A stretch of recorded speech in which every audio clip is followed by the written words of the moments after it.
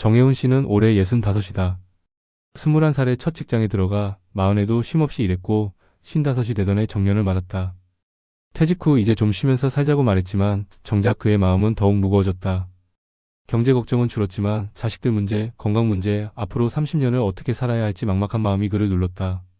그는 스스로에게 이렇게 되뇌었다고 한다. 먹고 살 만큼은 모아놨는데 이상하게도 자꾸만 불안해져. 이게 끝이 아닌 것 같고 뭔가 계속 준비해야 할 것만 같아. 많은 이들이 정혜운 씨와 비슷한 심정을 안고 살아간다. 노후에 접어들면 다 괜찮아질 줄 알았지만 오히려 마음은 더 바빠지고 불안은 더 깊어진다. 그 이유는 분명하다. 이제는 어쩔 수 없는 일들이 더 많아졌기 때문이다. 자식이 어떤 길을 갈지, 내 건강이 어떻게 변할지, 세상이 어떤 위기를 맞을지. 그 모든 것이 나의 통제 밖에 있고 그 사실이 불안을 만든다. 고대 철학자 에픽테토스는 이런 상황에 대해 분명히 말했다. 행복으로 가는 길은 단 하나뿐이다. 우리의 힘으로 어찌할 수 없는 일에 대한 걱정을 멈추는 것이다. 이 말은 단순한 위로가 아니다. 삶의 본질에 대한 깊은 통찰이다. 내가 통제할 수 있는 것과 내가 통제할 수 없는 것을 명확히 나누는 것이야말로 진짜 성숙한 삶의 태도라는 것이다. 에픽테토스는 또 이런 말을 남겼다.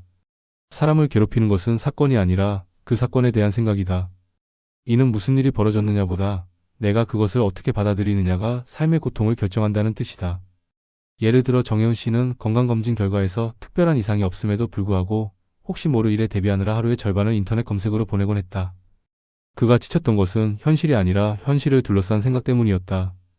걱정은 늘 미래를 겨냥한다. 하지만 철학은 현재에 집중하라고 말한다.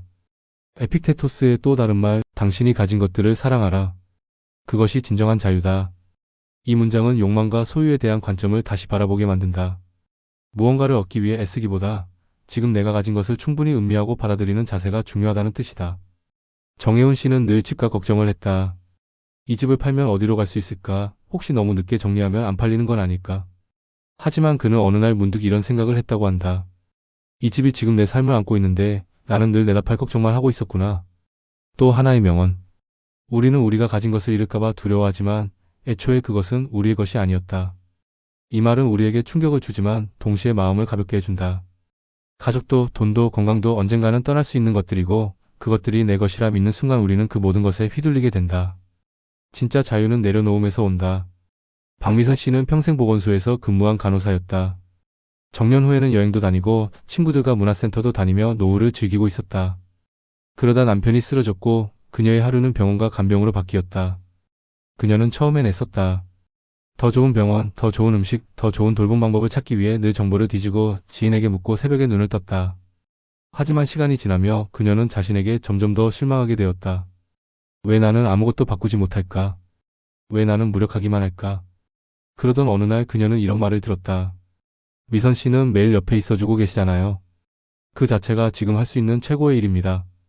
그 말 이후 그녀는 조금씩 마음을 내려놓기 시작했다. 완벽하게 하지 않아도 괜찮다. 결과를 바꾸지 못해도 괜찮다. 최선을 다했다면 그걸로 충분하다. 이 모든 철학은 결국 수용으로 향한다. 무언가를 붙잡으려 할수록 더 고통스러워지고 놓을 때 비로소 숨통이 트인다. 정혜운 씨는 요즘 산책을 자주 한다. 혼자 조용히 공원을 걷다가 나무 벤치에 앉아 그날의 햇살을 느낀다. 그는 말한다. 예전에는 뉴스 보고 하늘 걱정하고 자식 걱정하고 몸 여기저기 삐걱거리는데 신경 쓰느라 하루가 갔는데 요즘엔 그냥 지금 이 시간이 너무 좋더라고. 아무 일도 없다는 게 고맙고. 마지막으로 에픽테토스의 또 하나의 명언을 남기고 싶다. 침착함은 자유를 낳고 자유는 행복을 낳는다. 결국 우리가 바라는 건 흔들리지 않는 내면이다. 바깥이 시끄러워도 내 마음은 조용한 호수처럼 고요한 상태. 그것이 곧 행복이고 우리가 나이 들수록 반드시 배워야 할 삶의 기술이다. 행복으로 가는 길은 단 하나뿐이다. 우리의 힘으로 어찌할 수 없는 일에 대한 걱정을 멈추는 것이다. 에픽테토스의 이 말은 고대 스토아 철학의 본질을 응축한 선언이다. 스토아 철학은 우리가 통제할 수 없는 외부의 상황보다 그것을 받아들이는 마음의 태도에 집중하라고 말한다. 에픽테토스는 노예 출신의 철학자로 인간은 비록 육체적으로 자유롭지 못할지라도 생각만큼은 누구도 구속할 수 없다고 보았다. 그는 불행의 대부분이 내가 바꿀 수 없는 것을 붙잡으려는 데서 비롯된다고 보았고 진정한 행복은 오직 내가 할 수 있는 것에 집중할 때 가능하다고 믿었다. 이 철학은 세기를 넘어 오늘의 우리에게도 울림을 준다. 변하지 않는 세상 앞에서 흔들리는 마음을 붙잡고 다시 삶의 주도권을 되찾기 위한 첫걸음으로 삼기에 충분하다. 지금 우리는 끊임없는 걱정 속에 산다. 자식의 미래, 경제 상황, 건강의 변화, 사회의 흐름 모든 것이 마음속을 점령하고 있다. 그러나 이 모든 걱정의 공통점은 내가 통제할 수 없다는 점이다. 이런 불안에서 벗어나기 위해서는 첫 번째로 통제 가능성과 불가능성의 선을 그어야 한다. 아침에 뉴스를 보며 화가 난다거나 자식의 진로를 두고 속이 탄다거나 다가오지도 않은 병에 대한 공포로 하루를 보내는 것은 모두 내 힘으로 바꿀 수 없는 외부의 현실 때문이다. 반면 내가 할 수 있는 것은 나의 반응과 태도 그리고 오늘의 선택이다. 리스트를 만들어 보라. 내가 할 수 있는 것과 할 수 없는 것. 놀랍게도 많은 고민들이 후자에 속할 것이다. 두 번째 전략은 정보를 줄이는 것이다. 현대인은 과잉 정보 속에서 산다. 유튜브, 기사, 뉴스, SNS까지 하루에도 수백 개의 문제와 위기가 우리 눈앞에 펼쳐진다. 그러나 그 대부분은 지금 나와는 상관없는 이야기다. 혹시 모를 위기에 대비한다며 시간을 빼앗기고 감정을 소모하는 사이 우리는 현재를 잃어버린다. 하루에 한 번 이상 스마트폰과 뉴스를 꺼두는 시간을 만들어보자. 나의 일, 나의 공간, 나의 마음에만 집중하는 시간. 그것은 단순한 디지털 디톡스가 아니라 나를 되찾는 행위다. 세 번째로 자신을 비난하는 습관을 멈추는 것이 필요하다. 우리는 무언가 잘 안되면 자신을 탓한다. 내가 더 잘했어야지, 그때 그렇게 하지 말걸, 왜 나는 이 모양일까? 그러나 에픽테토스는 말한다. 당신이 무엇을 겪느냐보다 그것을 어떻게 받아들이느냐가 중요하다. 이미 지나간 일, 이미 벌어진 결과를 후회해봐야 바꿀 수는 없다. 하지만 그 감정을 어떻게 다루느냐는 지금 이 순간 내가 선택할 수 있다. 스스로에게 자주 이렇게 말해보자. 나는 최선을 다했다. 그것으로 충분하다. 네 번째 전략은 작은 루틴에 집중하는 삶이다. 불안은 언제나 미래에 있다. 반대로 평온은 지금 이 순간에서만 발견된다. 하루 중 반드시 반복되는 몇 가지 루틴을 정해보자. 예를 들어 매일 아침 커피 한 잔을 마시며 좋아하는 음악을 듣는 시간, 저녁마다 10분간 산책하는 습관, 주일에 정해진 시간에 가족과 통화하는 것. 이런 루틴은 복잡한 세상에서 나만의 고요한 구역을 만들어주고 삶을 주도적으로 이끈다는 감각을 선사한다. 통제 불가능한 인생에 대응하는 가장 현실적인 방법은 내 삶의 흐름을 내가 만든다는 작지만 강한 의지다. 다섯 번째는 비교하지 않는 훈련이다. 우리는 너무 많은 삶을 본다. SNS에는 남의 성공, 여유, 웃음이 넘쳐난다. 그러나 그들의 기쁨이 나의 기준이 되는 순간 우리는 언제나 부족하다. 에픽테토스는 이렇게 말한다. 부유한 자는 더 많은 것을 가진 자가 아니라 더 적게 욕망하는 자다. 결국 행복은 소유의 양이 아니라 욕망의 줄이기에서 시작된다. 남과 비교하지 않고 나에게 집중하는 훈련은 무력감을 밀어내고 자신감을 만든다. 오늘 내 삶이 조금 부족해 보여도 그것이 나의 리듬이라면 충분하다. 여섯 번째는 무기력과 타협하지 않는 자세다. 통제할 수 없는 일에는 걱정을 줄이되 통제할 수 있는 일엔 책임감을 키워야 한다. 건강은 그 대표적인 예다. 우리는 늙음을 막을 수는 없지만 건강한 늙음을 준비할 수는 있다. 걱정만 하며 늙는 대신 하루 20분 걷기부터 시작해보자. 먹는 음식, 수면, 스트레스 관리 모두 내가 할 수 있는 일이다. 불안을 줄이는 가장 좋은 방법은 작은 실천을 쌓아가는 것이다. 일곱 번째 전략은 관계 속 거리두기다. 우리는 타인의 삶과 감정에 과하게 몰입하는 경우가 많다. 자식 문제, 배우자의 스트레스, 친구의 고민 모두 내 일처럼 안고 살다 보면 결국 나는 내 삶을 놓치게 된다.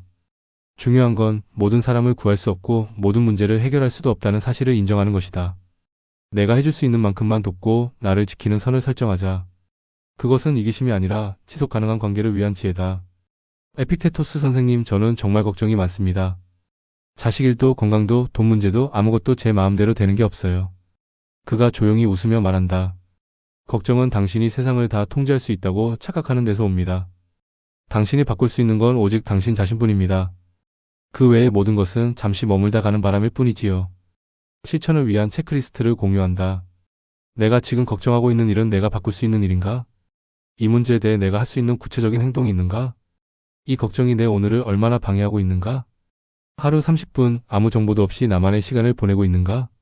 내가 바라는 평온한 삶은 어떤 루틴과 환경에서 가능한가?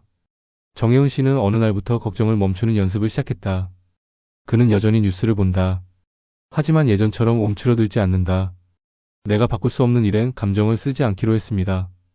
그는 딸의 진로를 염려하던 대신 하루 30분을 함께 산책하는 시간을 늘렸다. 건강에 대한 공포 대신 아침마다 명상과 스트레칭을 하고 있다. 어느 순간부터 그의 표정은 말없이 변했다. 조급함 대신 여유가 생겼고 초조함 대신 중심이 잡혔다. 예전엔 뭔가 자꾸 해야 살 것 같았어요. 그런데 지금은 안 해도 되는 걸 내려놓으니 사라지는 느낌이 나더군요. 이제 당신의 차례다. 혹시 지금도 통제할 수 없는 무언가로 하루를 소모하고 있지 않은가? 그렇다면 지금 이 순간 마음속에 선을 그어보자.